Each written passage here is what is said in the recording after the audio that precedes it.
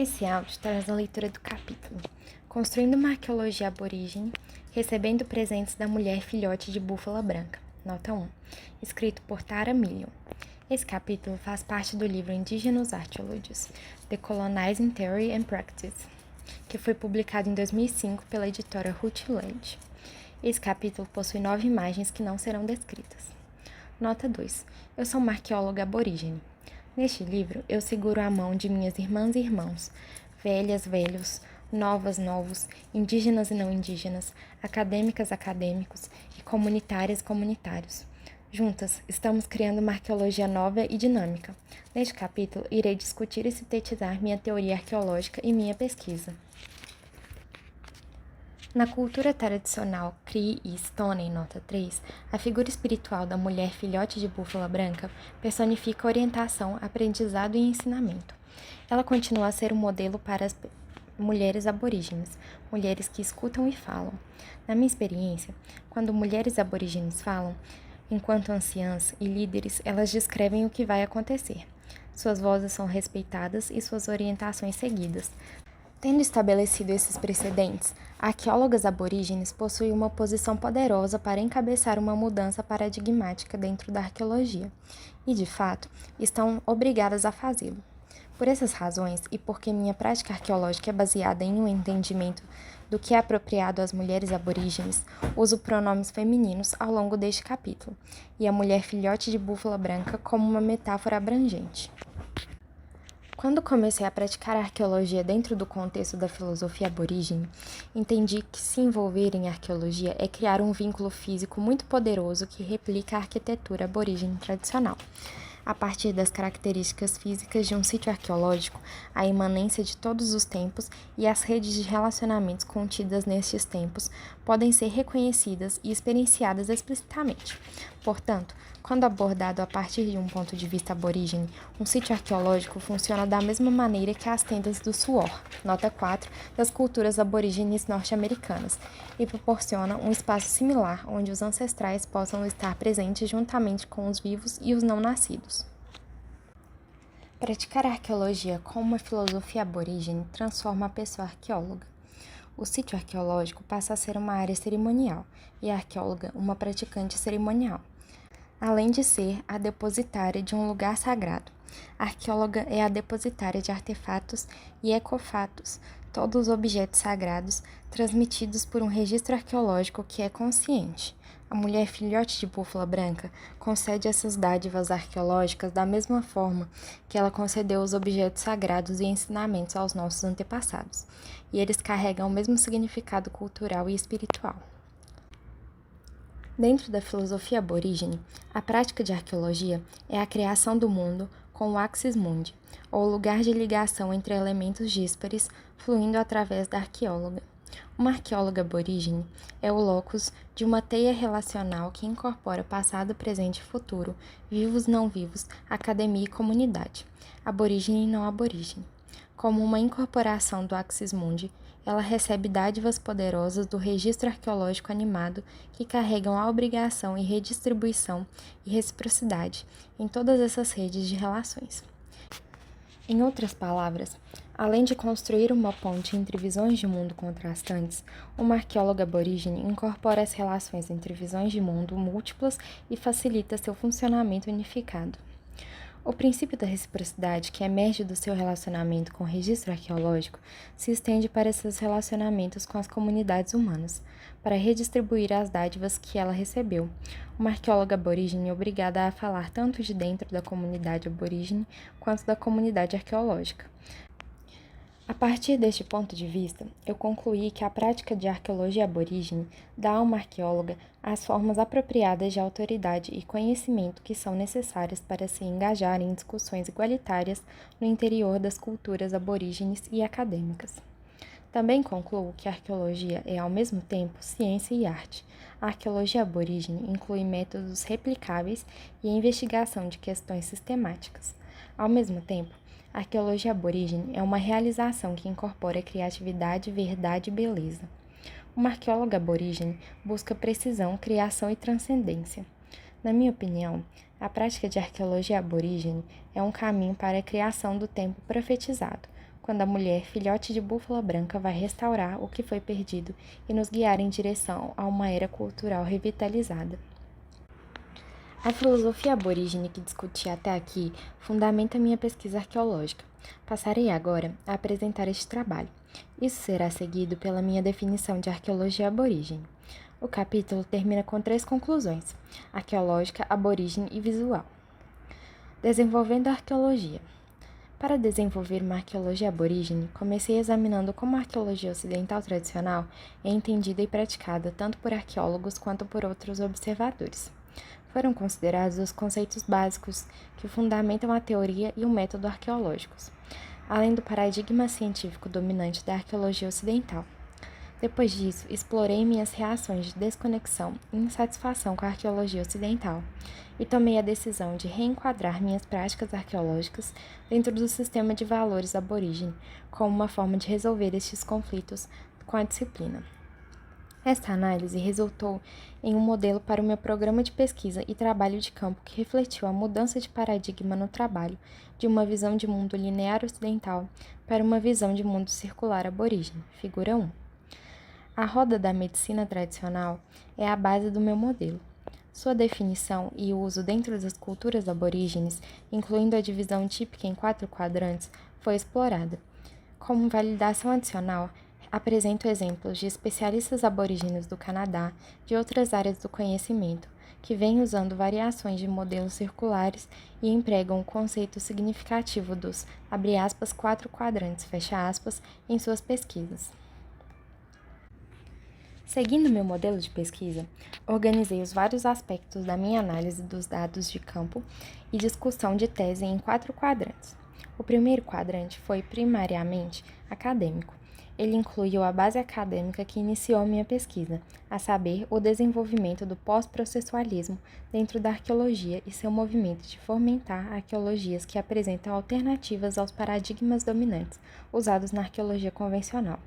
Comparei nesse quadrante as bases dos paradigmas de poder e tempo que emergem de visões de mundo lineares e circulares.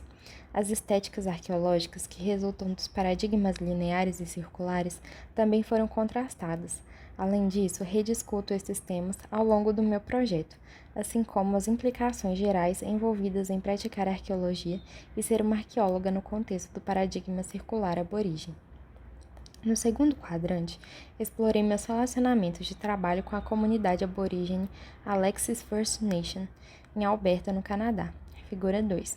Me concentrei em explicar como minhas intenções com o chefe Francis Alexis e com o conselho, com os anciões, com os adultos e jovens da comunidade foram todas informadas por e incorporaram paradigmas circulares aborígenes.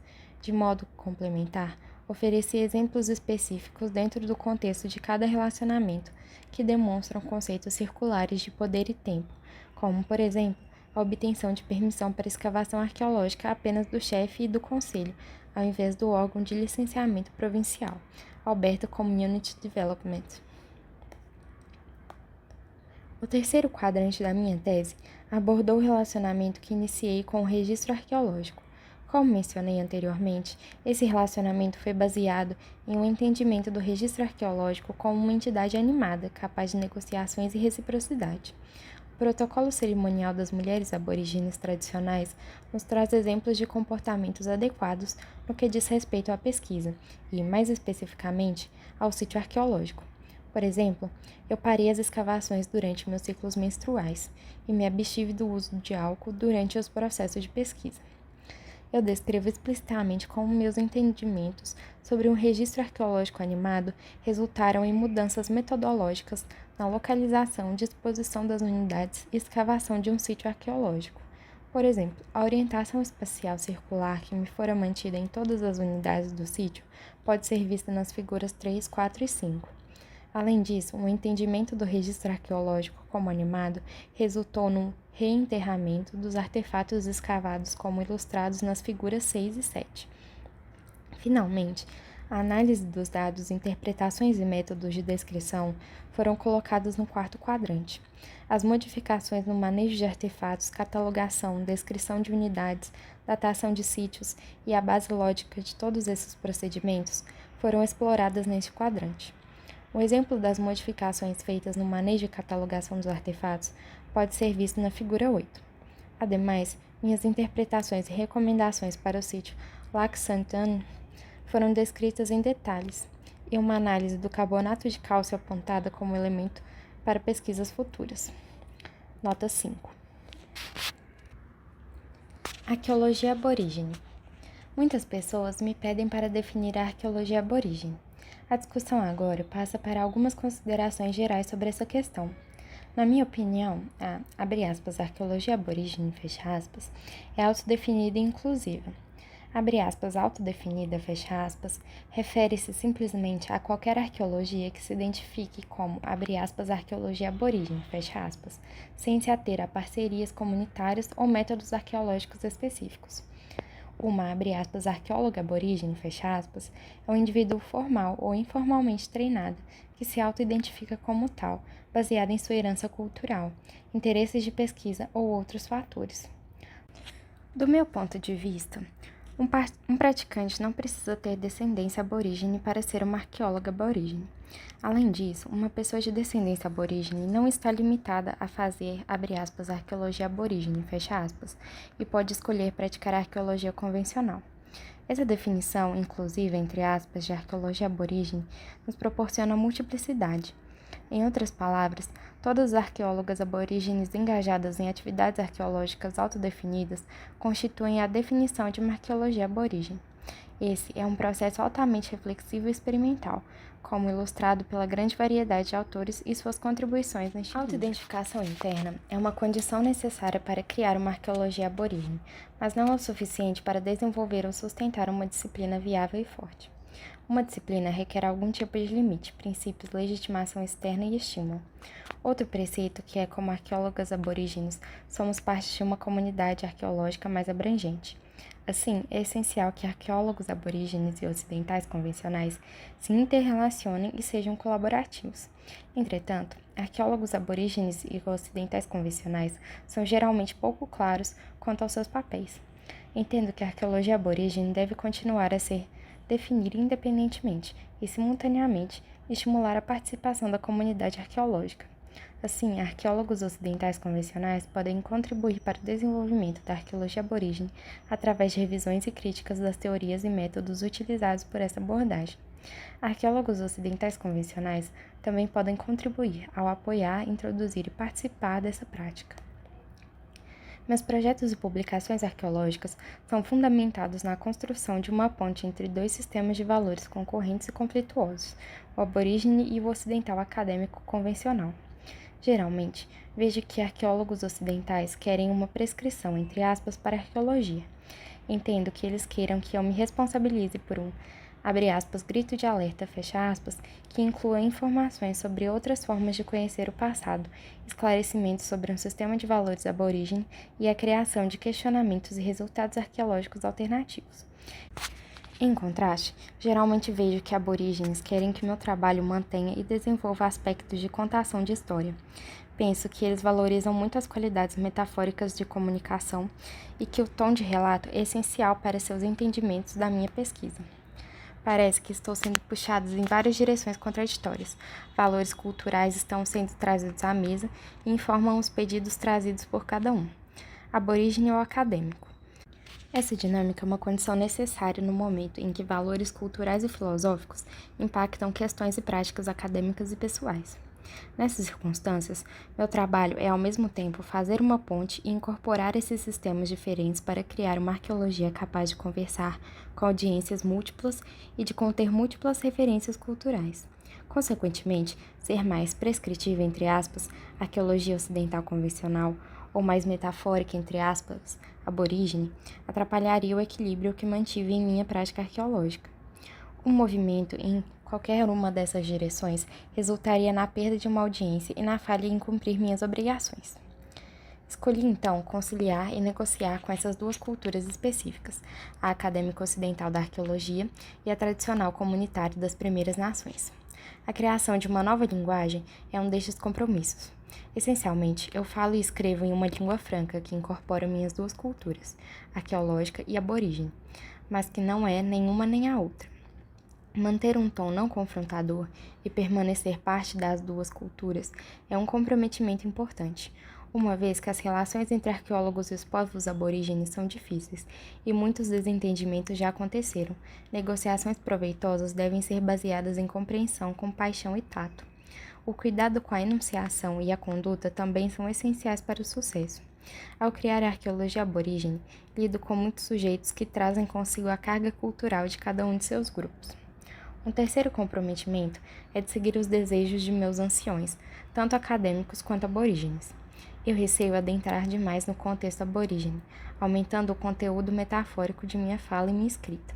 E, ao mesmo tempo, receio aumentar demais a carga de poder de minhas palavras ao usar a fala generalista e prescritiva convencionada entre ocidentais.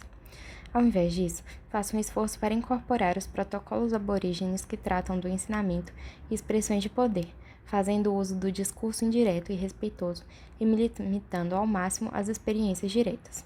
Ao seguir esses costumes, permito aos meus ouvintes liberdade de escolha. Apenas aqueles que ouvem e desejam aprender poderão reconhecer esta forma aborígene como uma expressão de força. Conclusão. Este capítulo é concluído com 3 modos de expressão. O primeiro é uma conclusão arqueológica ocidental convencional, que é formal, concreta e prescritiva. O segundo adota o discurso aborígene e é pessoal, não autoritário e narrativo. A terceira conclusão é visual. É uma forma artística que fala de todas as audiências. As 3 conclusões deste capítulo são separadas e equivalentes. Todas elas dizem a mesma coisa. Conclusão arqueológica. A arqueologia científica convencional é fundamentada na filosofia ocidental e em seus valores culturais. Ela depende do meio cultural colonial que permite que os arqueólogos pratiquem uma, abre aspas, arqueologia do outro, fecha aspas, sobre os povos aborígenes.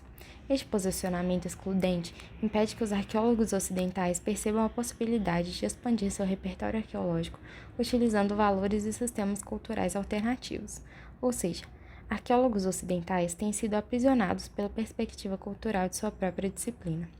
A arqueologia existe dessa maneira porque a cultura dominante cegou e ensurdeceu os praticantes da arqueologia às formas alternativas de conhecimento do passado. Mesmo assim, é possível fazer outro tipo de arqueologia.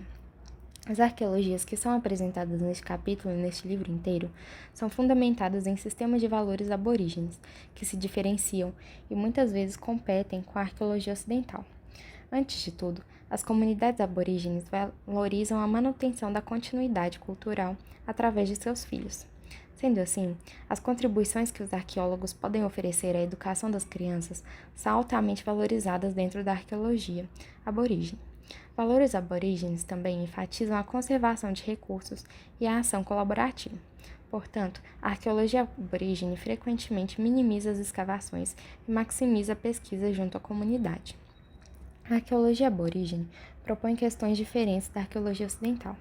A arqueologia ocidental parte da presunção de que a categorização por divisão é a forma mais lógica e produtiva de examinar um fenômeno arqueológico. Baseada no sistema de valores aborígenes, a arqueologia aborígene parte da presunção de que o holismo é a forma mais lógica e produtiva de se explorar o mundo. Portanto, essa arqueologia enfatiza conexões ao invés de separações.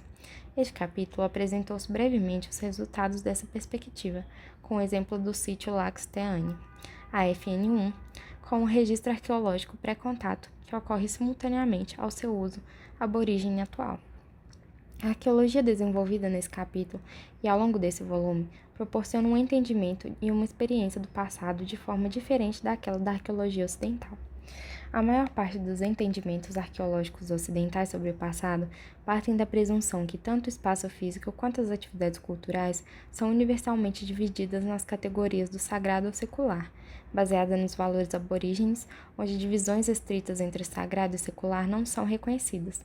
A arqueologia aborígene parte da presunção que o espaço físico e ou atividades culturais combinam universalmente elementos sagrados e seculares. Portanto, essa arqueologia conclui que todos os sítios e artefatos arqueológicos refletem uma mistura desses aspectos na vida das pessoas. Para praticar arqueologia aborígene, pessoas ocidentais devem aprender a se abrir a outras possibilidades. Arqueólogos ocidentais devem deixar em suspenso os princípios culturais que trazem consigo ao campo e se envolver por completo em suas interpretações com as comunidades aborígenes. Arqueólogos ocidentais devem aprender suas responsabilidades enquanto ouvintes para que possam ouvir corretamente a linguagem dos anciãos aborígenes. Para expandir a prática arqueológica ocidental, a arqueologia aborígene deve ser ensinada aos estudantes, uma rede mundial deve ser incentivada e pessoas arqueológicas que incorporam disciplinas múltiplas e perspectivas aborígenes devem ser conduzidas no mundo inteiro. Muitas universidades ocidentais têm encorajado a entrada de estudantes de grupos minoritários. Isso resulta em uma infusão de visões de mundo e metodologias dentro da academia, que desafia todas as tradicionais disciplinas ocidentais, incluindo a arqueologia. Independentemente dos conflitos iniciais, o desenvolvimento de novas orientações teóricas e metodológicas resultantes desse processo vão fortalecer a arqueologia. Conclusão aborígene. Uma garota deixou para trás sua tribo e foi em direção à selva. Ela buscava uma visão. Essa garota atravessou a floresta e os rios e subiu uma montanha. Ela viajou por essa selva por 4 anos. Finalmente, ela alcançou o topo da montanha e encontrou o lugar no qual esperar pela visão. Ela esperou e esperou. Ela estava muito cansada, mas esperou mesmo assim. Ela estava com fome, mas esperou mesmo assim. Ela estava com sede, mas esperou mesmo assim. E um dia, a mulher filhote de búfalo branco veio e ela era linda. Ela falou com a garota sem o uso de palavras, e a garota viu sem usar seus olhos. A garota ouviu cada pedra falar com ela, sentiu a respiração dos espíritos em seu rosto e viu as pegadas de seus antepassados se movendo na terra. Então a mulher filhote de búfalo branco segurou a garota e abriu suas veias, e o sangue da garota se derramou no chão. Ela se misturou com a poeira e encharcou a terra. Depois a mulher filhote de búfalo branco cortou os cabelos da menina e retirou a carne de seus ossos. Ela deixou o cabelo cair em um riacho e deu a carne aos lobos para que comessem. Finalmente, a mulher filhote de búfalo branco pegou os ossos da garota e, triturando-os até virarem pó, atirou-os ao vento. Então a mulher filhote de búfalo branco esperou. Esperou e esperou. Ela estava muito cansada, mas esperou mesmo assim. Ela estava com fome, mas esperou mesmo assim. Ela estava com sede, mas esperou mesmo assim. E um dia a garota veio, e ela era linda. Então a mulher filhote de búfalo branco mostrou à garota que a terra se lembrava de todas as pessoas e de cada pedra e folha de grama que possuía a voz de um ancestral. Ela instruiu a garota em cerimônias que a deixaram falar com seus ancestrais e deu-lhes presentes especiais e objetos para usar quando retornasse para casa. A mulher filhote de búfalo branco passou 4 anos ensinando a garota, e então era o momento para que retornasse ao seu povo. Pela primeira vez, a garota estava com medo. Quando ela contou à mulher filhote de búfalo branco o quanto estava com medo, a mulher filhote de búfalo branco lhe deu mais uma coisa. Ela mostrou à garota que todas as pessoas do mundo foram feitas do mesmo solo e da mesma água e do mesmo vento, e que a centelha de vida de cada um veio do mesmo fogo. E a garota viu que ela era parente de sua tribo, e que sua tribo era parente de outras tribos, e que todas as tribos eram uma.